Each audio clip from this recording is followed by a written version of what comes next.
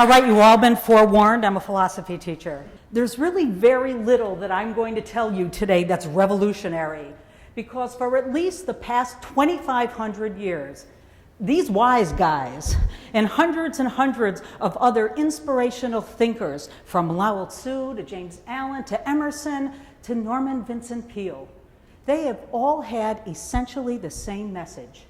You are what you think. And if we truly are what we think, then attitude is everything. How many of you remember Stuart Smalley from Saturday Night Live? Remember him? Now he'd look at himself in the mirror and he'd say it with me, I'm good enough, I'm smart enough, and gosh darn it, people like me. But how often do we look at ourselves in the mirror and voice our daily defamations? Oh my God, I'm getting so fat, I'm starting to look like my mother. And I'm such a failure, and I'm such an idiot. We say these things to ourselves. And Seneca was right. We are as miserable as we think we are.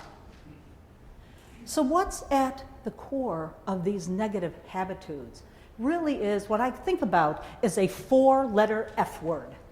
Actually, there's 3 4-letter F words. Fear, fine, and fail. I want you to think of fear the way I do. I think of that as that frantic, emotional, apprehensive reaction that triggers an actual physical reaction in the body. It's that primordial fight or flight response. But see, as we have evolved, that fear response has taken on a secondary nature, one that reacts to those unhealthy and stressful habitudes of worrying and perseverating about things that may never come to pass. What we call that false evidence appearing real. And it's this latter habitude of fear that can truly make us miserable. Oh my God, the fear of failure. There is nothing that can be more paralyzing to us. But I want you to change that. I want you to think of fail the way I do, which is a first action in learning. I mean, seriously, folks, what invented ever was gotten right on the first try? Take the Post-it note. I left one for y'all. To me, this was the most successful failure, and to me, the greatest invention of the 20th century, especially as I'm getting older. But this was the most successful failure. Why? Because Spencer Silver, who was a 3M chemical engineer, he set out to create a super strong adhesive for use in the aerospace industry. And instead, what he created was this incredibly weak, pressure-sensitive adhesive. And the powers at 3M just didn't know what to do with it. They thought of different ways they could market it, but they couldn't come up with any ideas. And so they shelved it, literally. But it was a friend of Spencer's, a man named Arthur Fry, another engineer, who had an idea.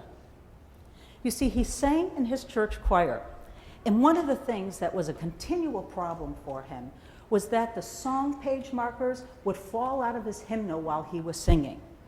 So he had an idea, and he went and he grabbed some of that incredibly weak, pressure-sensitive adhesive, and he stuck it on the back of little pieces of paper and used them as removable page markers in his hymnal. And his choir member buddies went wild. They're like, Art, you gotta bring me some of that stuff next week. And so he went to the powers that be at 3M and he said, I think we have another use for this stuff. But they still couldn't figure it out. And it was several years before someone came up with the idea of creating a sheet of various uses.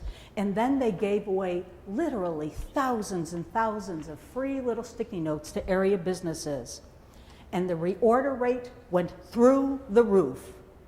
The Post-it note, the ultimate first action in learning.